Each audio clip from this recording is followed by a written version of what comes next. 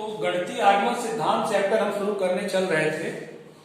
उसके पहले आपको प्राकृतिक संख्या के विषय में मैंने बताया था, ठीक है। तो आज मैं आपको 3 सूत्र बताऊंगा प्राकृतिक संख्याओं से संबंधित, ठीक है। पहला सूत्र देखिए, सूत्र नंबर 1, ये आपको गणितीय आगमन सिद्धांत चैप्टर में प्रयोग में आएगा। पहला है प्राकृत संख्या। देखो, प्राकृत भी कहते हैं, प्राकृतिक भी कहते हैं, प्राकृतिक भी कहेंगे, प्राकृत भी कहते हैं। प्राकृत संख्याओं का योग, प्राकृत संख्याओं का योग ये होता है n प्लस 1/2। इसका मतलब क्या हुआ? प्राकृत संख्या का योग का मतलब कि 1 धन 2 धन 3 धन 4 धन डॉट डॉट डॉट अज्ञात होता है अंतिम पद, इसलिए n लिख सकते हैं। इस पूरे का योगफल आप इस सूत्र को लिखेंगे, ये सूत्र होता है, ठीक है। इसको हम सिग्मा n भी लिख सकते हैं। ये बड़ा सिग्मा है, सिग्मा माने योगफल, n पदों का 1 से लेकर n तक का योगफल, इसको लिख सकते हैं। पूरे को यहां से लेकर यहां तक को हम ये लिख सकते हैं, पूरा इतना 60 में, ये 60 है, ये पूरा विस्तार है, ये उसका 60 है, n प्लस 1/2। तो ये तीनों बातें सेम है, ये बात, ये और ये तीनों सेम है। तो इसको मैं घेर दे रहा हूं, इसका विस्तार ये है और इसका भाषा ये है, ठीक है। n प्लस 1/2 फार्मूला, इसका जरा एक यूज देखिए, इसकी सत्यता का परीक्षण करिए। जैसे मान लीजिए आप 1 से लेकर के 10 तक का जोड़ते हैं, 2 3 4 5 6 7 8 9 10, 1 से 10 तक का जोड़ते हैं तो आप जोड़ेंगे तो टाइम लगेगा। 10 9 19 8 27 ऐसे जोड़ेंगे 1 तक तो टाइम लगेगा। अगर इस सूत्र का प्रयोग करेंगे तो 10 तक है ना, तो n की जगह 10 लिख दीजिए, 10 फिर 10 धन 1 बटा 2, 2 पच्चे 10, 5 गुणे 11, 11 पचे 55। इसको जोड़ेंगे आप 10 से लेकर 1 तक 55 आएगा। ये जल्दी हो गया आपका। कहने का मतलब 10 तक की बात नहीं है। अगर 100 तक अभी कोई आपसे कहे, 1000 तक कहे, 1 लाख तक कहे, 1 से शुरू करके मान लीजिए 100 तक कहता है, तो करना क्या है, n की जगह क्या रख देंगे 100, ठीक है, बटा 2, 2 से काट दिए 50, 50 गुणे 101, ये आपका आ गया 5050। अभी आप 100 से लेकर के 1 तक जोड़िए, 100 99 98 97, तो ये आपका 5050 आएगा। ऐसे ही 1 से लेकर 1 लाख 1 2 लाख कितना भी आप करें, कहने का मतलब यह है कि प्राकृतिक संख्याओं की योगफल को आप इस सूत्र से ज्ञात कर सकते हैं। ये फर्स्ट फार्मूला, इसको कॉपी में अच्छे से लिख दीजिएगा। दूसरा देखिए, सेकंड, प्राकृतिक संख्याओं के वर्गों का योगफल, प्राकृतिक संख्याओं के वर्गों का योगफल, वर्गों का योग, योगफल कहिए या योग कहिए कोई बात नहीं। n प्लस 1 2n प्लस 1/6, ये फार्मूला है। इसको आप कैसे खोल के लिख सकते हैं ओपनली, प्राकृतिक संख्याओं के वर्ग का योगफल ऐसे 4 का वर्ग डॉट डॉट डॉट n का वर्ग, इसको ऐसे लिख सकते हैं। क्या सूत्र है? वही, मतलब या करके लिख रहे हैं आपको समझाने के लिए कि बात क्या है, ठीक है। इसको आप शॉर्टकट में लिख सकते हैं, सिग्मा बड़ा सिग्मा n स्क्वायर बराबर वही n धन 1 2n-1/6। ठीक है, ये फार्मूला। अब इसका एक सत्यता का परीक्षण किया जाए।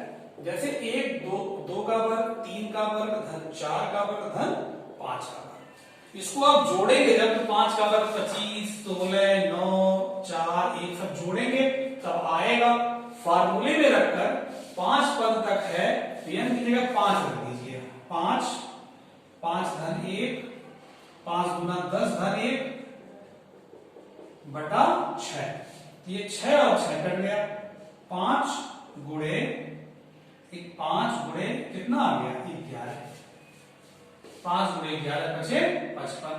अभी जोड़िए इसको आप रफ पे जोड़िएगा पूरा तो 55 ही आएगा। तो 1 से लेकर के 100 तक के वर्गों का योगफल आप बिना जोड़े इस सूत्र से निकाल सकते हैं। ठीक है, तीसरा देखिए, इसको नोट कर लीजिएगा। ये फार्मूला आपको याद रखना है, काफी काम आएगा चैप्टर में, और भी आगे के चैप्टर पढ़ने हैं उसमें भी काम आएगा। जब चैप्टर पढ़ाएंगे आगे के चैप्टर तो ये नहीं कि नहीं याद पड़ रहा, क्या बताए थे। तीसरा, प्राकृत संख्याओं के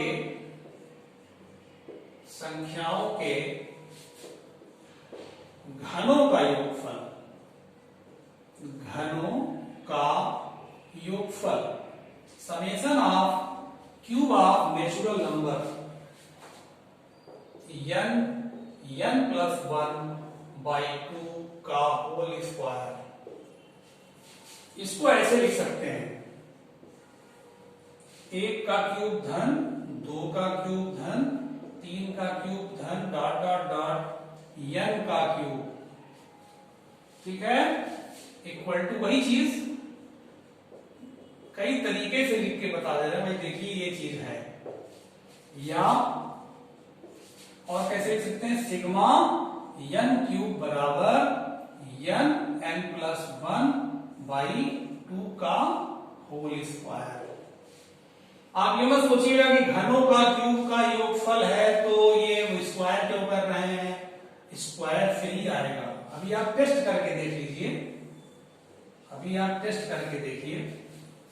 1 का क्यूब धन 2 का क्यूब धन 3 का क्यूब, छोटा सा टेस्ट करिए। 4 का क्यूब धन 5 का क्यूब, कितने पद है, 5 पद है, n की जगह 5 रख दीजिए। 5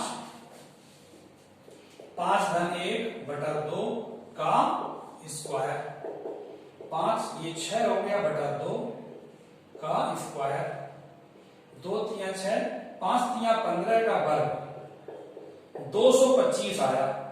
अभी आप इनका क्यूब करके घर पे इनका क्यूब करके जोड़िएगा, 225 ही आएगा। ठीक है, तो 1 से लेकर के 100 तक का, 200 तक का क्यूब करके कोई जोड़ेगा तो सोचिए कितना टाइम लगेगा। और फार्मूले से मुश्किल से 2 मिनट के अंदर वो तुरंत बता देगा कि 1 से लेकर 100 तक के क्यूब का योगफल कितना होगा, है कि नहीं। तो फार्मूले का ये यूज है, इसको बढ़िया से लिख लीजिएगा। और जब चैप्टर में प्रयोग की बात आएगी तब आप इधर उधर नहीं देखेंगे, सीधे बताएंगे। याद रखना चाहिए, बता दे रहे हैं। कभी तो सामना होगा ना, तब हम आपसे बात करेंगे। अभी तो चल रहा सब अच्छा ही अच्छा है। अब आइए गणितीय आगमन सिद्धांत हम बताते हैं आपको। गणितीय आगमन सिद्धांत क्या है, अब ये चैप्टर का नाम जो था अब बात आ रही है, क्योंकि इसके प्रयोग के लिए ये सब चीजें जरूरी थी। मान लीजिए मैं गणितीय आगमन सिद्धांत बताने जा रहा हूं। मान लिया धन पूर्णांक n से संबद्ध कोई कथन Pn इस प्रकार है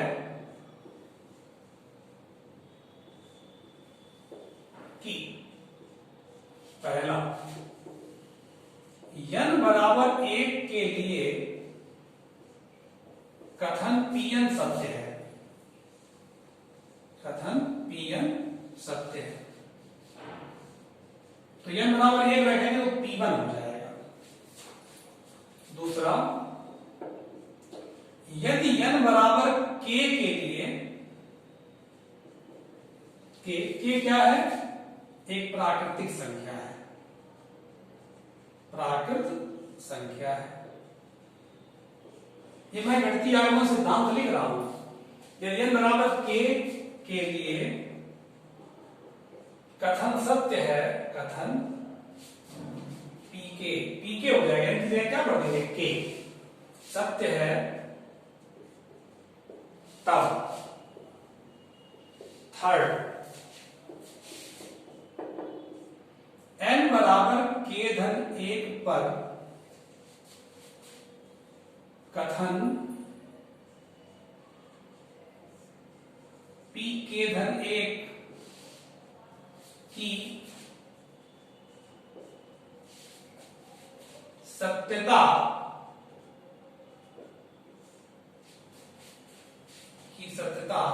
अवश्य होगी, अवश्य होगी।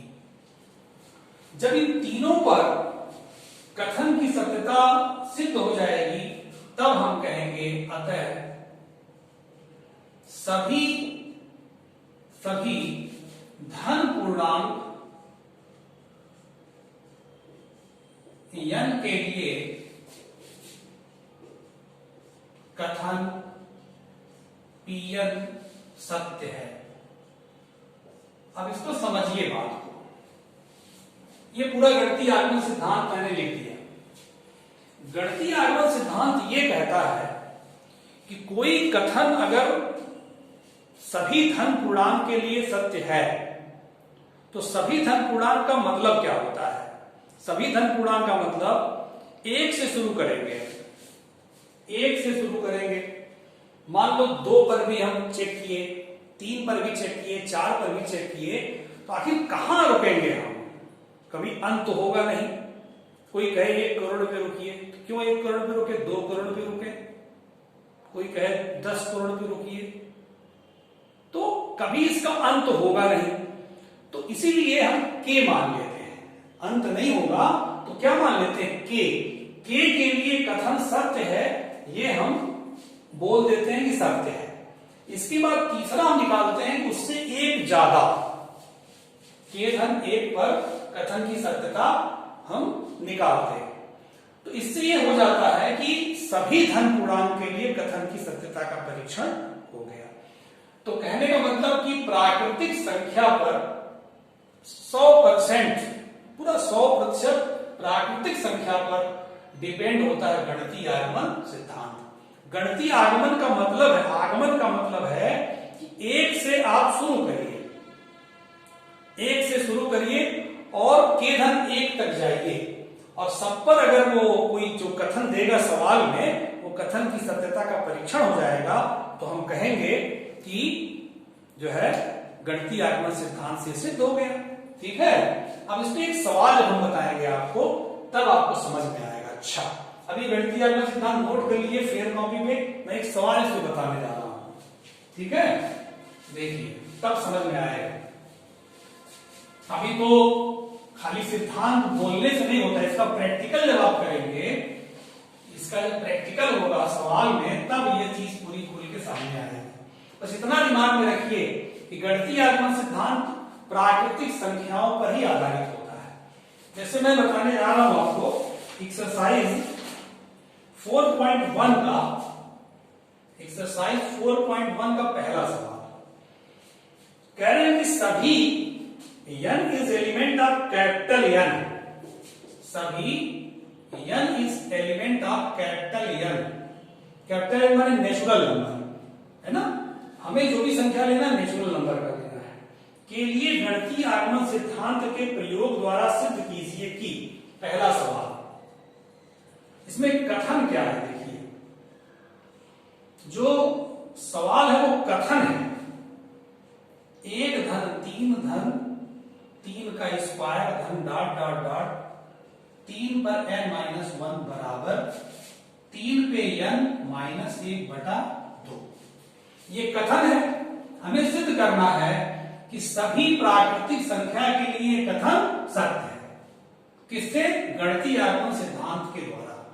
गणितीय आगमन सिद्धांत कहता है कि पहले n बराबर 1 पर चेक करिए कथन की सत्यता, फिर n बराबर k पर आप सत्य कह दीजिए, और तीसरा सबसे इंपॉर्टेंट स्टेप होता है n बराबर k-1 पर सिद्ध करना रहेगा। बात समझिएगा। स्टेप 3 स्टेप में काम होगा। स्टेप नंबर 1, n बराबर 1 पर, n बराबर 1 का मतलब कि एक पद आप ले लीजिए, इसका एक पद आपने ले लिया, और इधर आप बराबर बराबर ले लीजिए, इसमें n बराबर 1 भरिए, n की जगह 1 भर दिए, बटा 2, 3 माइनस 1 2 बटा 2, 1 बराबर 1। इसका मतलब n बराबर 1 पर यह जो कथन है सत्य है, कथन सत्य है कि नहीं? अब आप देखिए, n बराबर 2 पर करेंगे तो भी सत्य सिद्ध होगा, 3 पे करेंगे तब भी सत्य होगा, 4 पे करेंगे तब भी सत्यता आएगा, एकदम सेटिस्फाई करेगा, संतुष्ट होगा। 5 पे करेंगे तब भी सत्य आएगा। आखिर कब तक करेंगे? 2 3 4 5 6 7 8 9 करते जाएंगे, पूरी उम्र बीत जाएगी, तब भी तो n का मान खत्म नहीं होगा। तो इसीलिए नियम बनाया गया कि एक पर आप कथन की सत्यता दिखा दीजिए, उसके बाद फिर डायरेक्ट पहुंच जाइए। जैसे मान लिया आप 2 पे 3 पे 4 पे करते चले गए और सब दिखा दे रहे, सत्यता सिद्ध हो जा रही है, तो अंत में हार मान करके आप कहेंगे चलो भाई मान लिया n बराबर k पर कथन सत्य है। अब स्टेप नंबर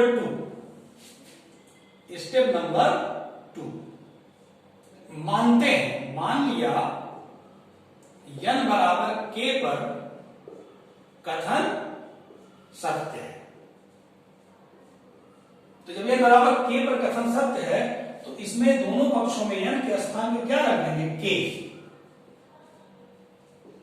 देखिए यहां k रखने जा रहे हैं,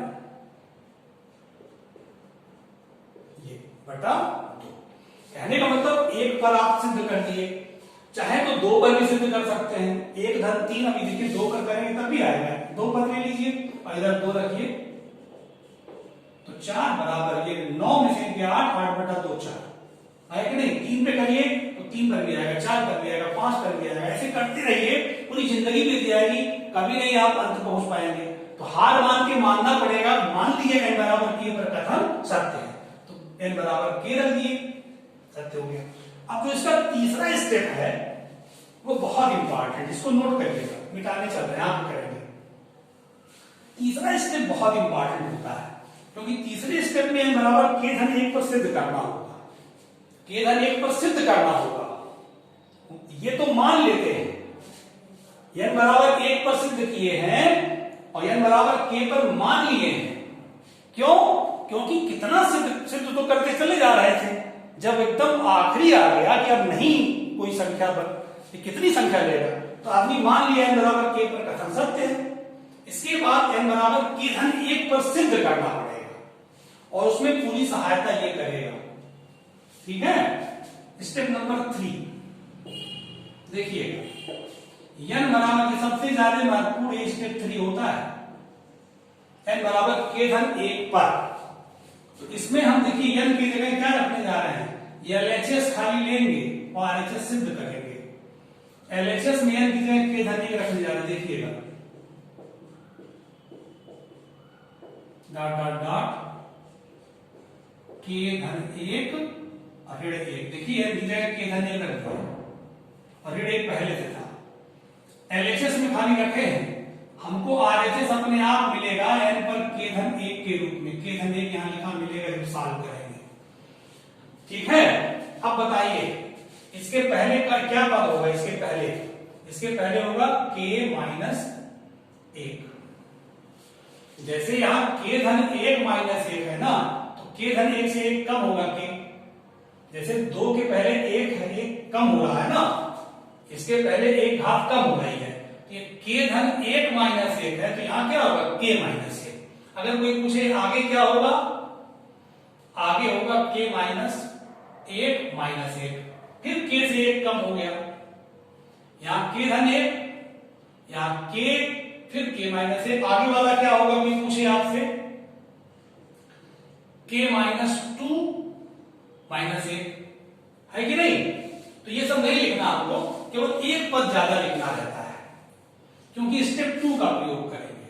ये लाइन समझ में आई आपके, देखिएगा। अब हम इतने की जगह स्टेप 2 से ये लिख सकते हैं, इतने की जगह ये लिख सकते हैं, ये 3 पर k माइनस 1 बटा 2, इतने की जगह यहां लिख दिए ये चीज, ठीक है। और प्लस ये एक कट जाएगा ना, 3 पर k, एक कट है, 3 पर k, लघुत्तम लीजिए 2, 3 पर k माइनस 1 धन 2 3 पर k, 2 3 पर k, 2 3 पर k और 1 3 पर k, कितना हो जाएगा 3 3 पर k, जैसे 2x धन x 3x हो जाएगा, ये 2 बार है, ये 1 बार है, 3 बार हो गया, माइनस 1 बटा 2। तो देखिए एक घात है, ये हो जाएगा 3 पर k धन 1, देखिए k धन 1 माइनस 1 बटा 2। अब देखिए n की जगह क्या आ गया, k धन 1, अतः n बराबर k धन 1 पर कथन सत्य है। तो अब आप n बराबर 1 पर कथन सिद्ध किए थे, n बराबर 1 पर कथन की सत्यता सिद्ध किए थे, n बराबर k पर मान लिए और इसके सहायता से n बराबर k धन 1 पर हमने सिद्ध कर दिया। इसका मतलब n के सभी धन पूर्णांक के लिए कथन सत्य है। इस प्रकार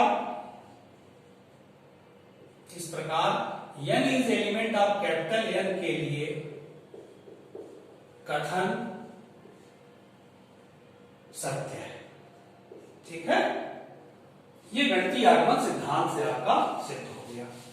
तो कहने का मतलब इसमें यह था, एक बार पुनः सुन लीजिए, कोई भी कथन देंगे पहले ऐसे लिख लेंगे, स्टेप नंबर 1 n बराबर 1 के लिए आप सिद्ध कर देंगे, उसके बाद स्टेप नंबर 2 n बराबर k पर मान लेंगे कि ये सत्यता सिद्ध है, सत्यता सिद्ध मान लेंगे n बराबर k पर, फिर n बराबर k धन 1 पर हम काम करेंगे, तो इसमें k धन 1 तक जाएंगे और उसके एक पद पहले का लिख लेंगे, ताकि इसकी जगह स्टेप 2 से हम इसका प्रयोग कर पाए यहां पे।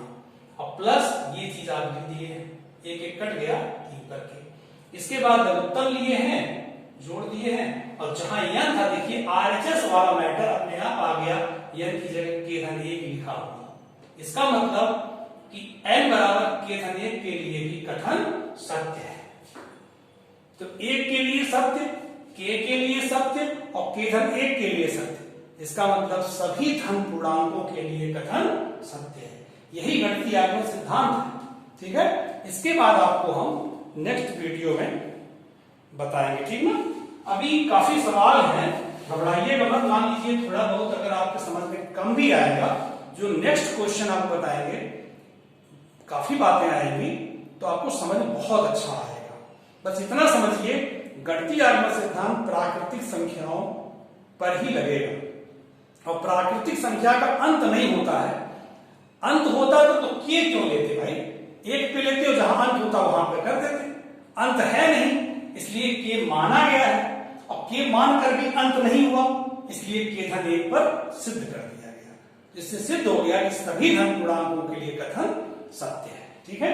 अब आपको हम नेक्स्ट क्वेश्चन जो है अगले वीडियो बताएंगे और फिर मिलते हैं, ठीक है।